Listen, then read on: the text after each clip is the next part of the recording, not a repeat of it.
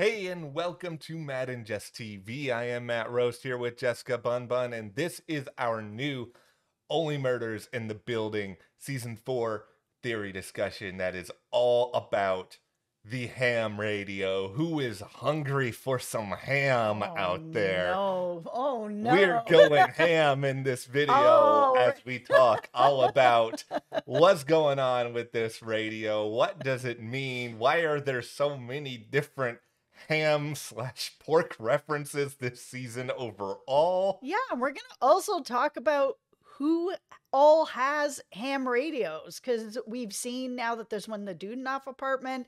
Yeah. There's also one with Christmas Bro. But if you look closely, there's also one in Vince's apartment. Okay, no. I went back and watched this so many times to be able to see where everybody's ham radios are. After we saw one with Christmas Bro, I was like, well, if he has one, then the rest of them probably have them. And you see it very, very quickly in episode 2. It is behind Vince. I went back and looked at the Sauce family as well. I didn't see a ham radio anywhere in there, but that doesn't mean that there isn't one. It might just be in their bedroom or something like that. And the show didn't want to be so obvious because you could blink and miss that ham radio in Vince's place. I think what's a really interesting discussion about this is mostly where are all these ham radios coming from? What's the origin of them? How are they playing into the overall mystery? Because I think there is a lot of meat on this bone here, and I'm not talking about a ham bone. But before we do go any further, be sure to hit that subscribe button because we have 3 Only Murders in the Building videos coming to you guys every week. We have reviews, we have previews, those are every Tuesday, and then every Wednesday we are here with another theory discussion where we're breaking down and really trying to piece together what's going on with this show. And if you're looking for other thrillers and you want even more, we have The Old Man is coming up on FX this week. And then we're also covering Slow Horses. They're both really fun and they've just started. So be sure to hit that subscribe button. You can also follow us over on our Patreon. It's a great way to support us for just $5 a month. You can vote in polls over there that help determine what we're going to be covering exclusively over on our Patreon. And what's going to be coming up there is The Penguin. We're going to be covering that when it starts with weekly reviews only for our Patreon. So, join our Patreon and help support us. Thank you so much. Thank you, guys. Okay, so let's go all the way back to season 3, episode 5. Cool. Beep, bop, bop, bop, boop. Okay, we are back. This ham radio thing has been going on since then, and it feels like they knew what they were going to be doing for season 4 in season 3, because in that episode, Saz talks about her own ham radio and was talking to Charles about it, saying, are we sure that the killer was actually after Ben and not you, Charles? Because she said that she's been getting some vibes, that there's been some chatter on her ham radio of people wishing that Charles was dead and not Ben. So if that's the case, then she has clearly been snooping around and trying to figure out what's going on since the middle of season 3. This all first and foremost plays into what we were talking about in our theory video last week about the long game, and that all of this has been going on for a very, very long time. Like, I have suggested that whoever is behind everything this season, it might even be a generational thing where they're getting revenge for a parent or somebody else who was wronged by Charles. And a lot of this goes further into the idea of, first and foremost, the ham radio itself. Like, let's think all about this for a moment. When was the last time you interacted in your day-to-day life with the ham radio? For me, the answer is never. But for a lot of people, this is just not something that people use anymore. If you're trying to communicate with people, I don't know, in some element of secret, there's 200 apps that you can get on your phone that will allow you to send a message and then the message will self-destruct or something. It feels like this is a very analog, very old school way of communicating. And that at least makes me think that whether this is the people who took out Charles or tried to take out Charles and took out Saz, if that person behind that organization is older, maybe they're using a ham radio. But it just feels like if you are young, this is not the direction that you're going in. Yeah, why did Saz have this ham radio in Yeah. the first place? Is this something that she just happened to have, that she likes listening to, and she came across what was going on? Or was she actually looking for this, that she had already seen some other things coming together and she got led to this where she was like, she found the frequency and was like, okay, I need to pick up a ham radio and find out what is actually going on? Because the person on the other end of this ham radio told our trio to stop snooping around, and that the person that was snooping around before, Saz, got herself killed for snooping around and to stop snooping Yeah. around. So did she pick this up to further dig into whatever is going on with Charles? Because we know that Saz is, I'm tapping in for you. She'll always take the hit for Charles. So if she thinks that something is going on, then she's going to dig deeper into it. It makes sense that she may have picked that radio up because she thought something was going on and she wanted to find out. And then once she heard the chatter that people wished it was Charles, she was like, oh no.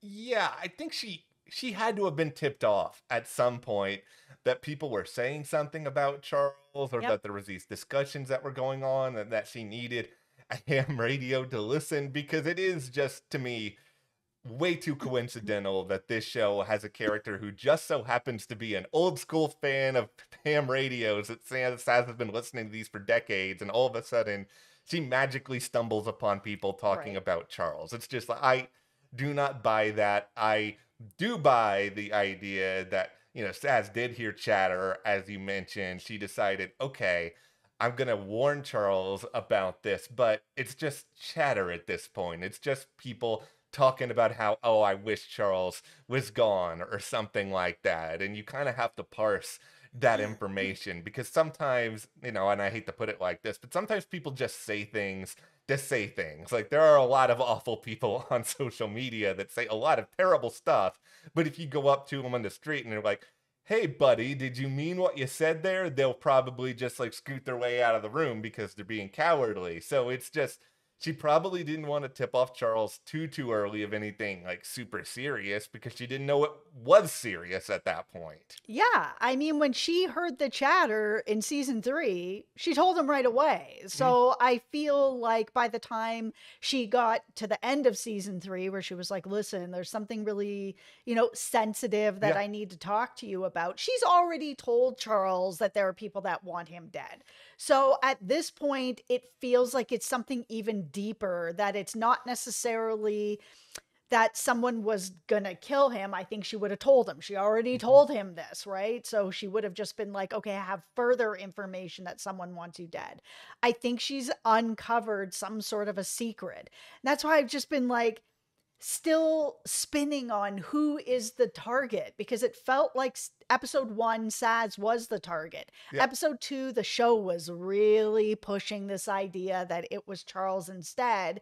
And by this episode 3, I'm kind of like, it feels like they're both going to be the targets. That Saz figured out whatever the secret was that, whoever didn't want uncovered, and they were like, okay, listen, you guys, trio on the radio. Saz was snooping around. She figured something out. She got. If you guys keep digging, the same thing is going to happen to you. So just stop it and everything will be okay. That it feels like Saz was the first target. She got to the secret. She got taken out. Now the second target is Charles, because whatever secret is out there, Charles probably knows about it or is adjacent to it, and they do not want that secret out. And if that movie gets made, secrets, I am telling you, when they do like life stories, whatever, Yeah. producers are ruthless. They will find anything that is scathing or secretive that you do not want out there, and they will put it in that movie. I think the most interesting evidence to me of this idea that you're mentioning, of them both being targets, and this is something I've seen discussed a lot in the comments of our past videos, I've seen it all over the internet, is that there was this line earlier on in episode 2 where, Saz and Charles were talking, and there's this reference to, oh, there's this, poker game we used to play with a Yeah. bunch of people, and that maybe it's possible that, somebody at this poker game introduced the ham radio to Saz at that point, and that, maybe Saz has been kind of a casual ham radio fan ever since, because the thing that I do wonder is that, okay, if Saz was kind of the first target because she was snooping around too much, then somebody probably knew that she was listening in on these ham radios and that she was getting all of this information. And that to me suggests one of two things here. It's either number one, that person already knew that Saz just listened to ham radios, or number two, Saz did what Mabel did and she went onto that frequency and it was just like, yo, what's going on here? It's Saz Pataki. I want to be Charles. Like, is it something that happened in that way and she ended up kind of tipping everybody off and putting herself in danger? Absolutely. I mean, she figured out this frequency and she got on this frequency on purpose. So, I mean, there was obviously things that are not great going on that frequency. And I think the biggest clue we need to figure out is, what is it that Charles did, or what is it he knew, or what is it he inadvertently was a part of? Because I mean, that poker game where he was like, oh, you introduced me to, that guy, where it was kind of like his memory of people and him making connections with people doesn't happen very often. That's why the death of Saz really broke him apart. He was like, man, I would have never had that poker game if it wasn't for you. That went on for 8 years. And I still can't remember people's names. I was just like, okay, so if something happened or he was part of something, he may just honestly not remember, because he isn't somebody that does pay attention to the details. He can't even remember the name of somebody who he spent every Friday night with at a poker game for 8 years. I mean, what's going on, Charles? Well, the other thing is, when you're super famous like this, and I'm not trying to paint every famous person with this big a brush, but like something that is a really big deal to somebody else may be viewed as like nothing by you. So Right. he could have said something at that poker game, or, done something or got some information that he sort of brushed off, but whoever was on the other side of it, and this doesn't even necessarily have to apply to just the poker game. It could be at any point in Charles's past, but there could be some dangerous person back there that was like, oh, Charles knows that I might have done something. He has this information. I can't have this information getting out. And lo and behold, they may not be aware that Charles just doesn't remember any of it and isn't actively thinking about it, but it's enough of a motive for them to want to make something happen. I just think it's interesting that we've had 3 episodes and we've had 2 different card games pulled up in this show. We, had everything that was going on with the Westie Besties. Yeah.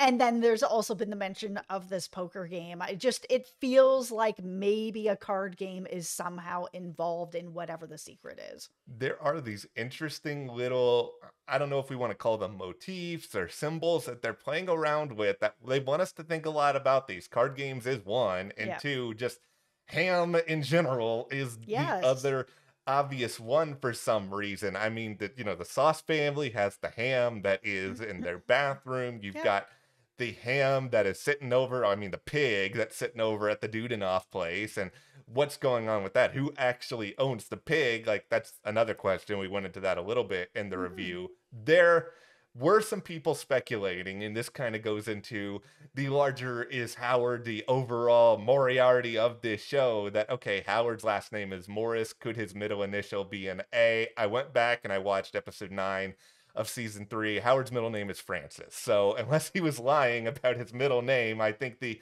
Howard equals ham theory is kind of out the window here. Yeah, I said this in the review. I don't think that Howard is this overall villain. And if he ends up being, they're really going to have to convince me, because I truly believe that he just loves the building and he loves the people in the building, and that whole building is his life. So if he starts committing murders in the building, I mean, like, how is that tied to, Jan and Tim? Like, it doesn't make any sense for me. I don't necessarily need there to be like some sort of big Moriarty figure. I mean, if there is, and it's a really thought out idea, I'm all for it, but you guys are going to have to really explain it, especially with Howard. Okay, let's talk about Dudenoff. So we have a ham radio that is in this Dudenoff apartment that is seemingly abandoned. I think Dudenoff is dead. Mhm. you're thinking maybe Dudenoff organization. Yeah. Okay, so the fact that there is a radio there, and now we've seen one over at Christmas Bro, and we know that there's one in Vince's place,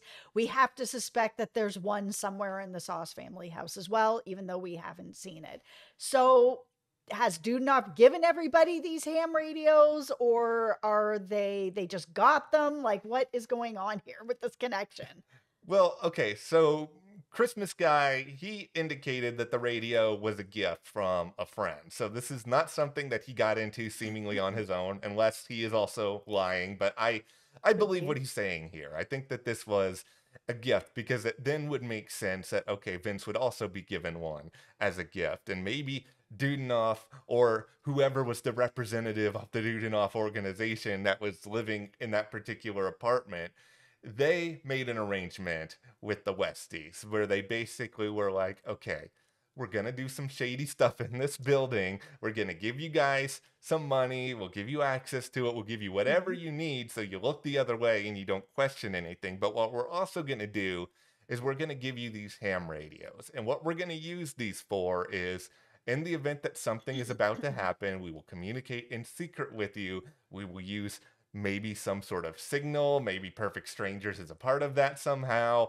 and that is how you guys can prepare yourself, or if you guys have anything you need to tell us, you can then come on the ham radio and do that. And it's just too coincidental here that every single person over on that west tower has a ham radio, and like you, I'm assuming the Sauce family probably has one as well. They may not be happy about it, but if you're renting an apartment, are you going to say no to money? I just don't believe that. For sure. I think that Dudenoff probably gave them all ham radios that, the frequency that is the perfect strangers makes complete sense. Cause I mean, that show, if you haven't seen it, it's about two people who are very different living together in an apartment building, Yeah. right? So you've got a bunch of the Westie Besties that could not all be more different, Yeah. and they're all living in the same building together. And it makes sense then that if they're all using the Dudenoff apartment, which we believe that they are, Yeah. that would be how they're all communicating. It's so off the radar. Nobody's really looking at ham radios these Yeah. days. Like you've said, there's a million and one apps that you can get that can do the same thing, but they're going very old school. So if Dudenoff is a professor, like they said that they are, and they're a retired professor, maybe, with them being a bit older, they're like, hey, this is how we're going to communicate.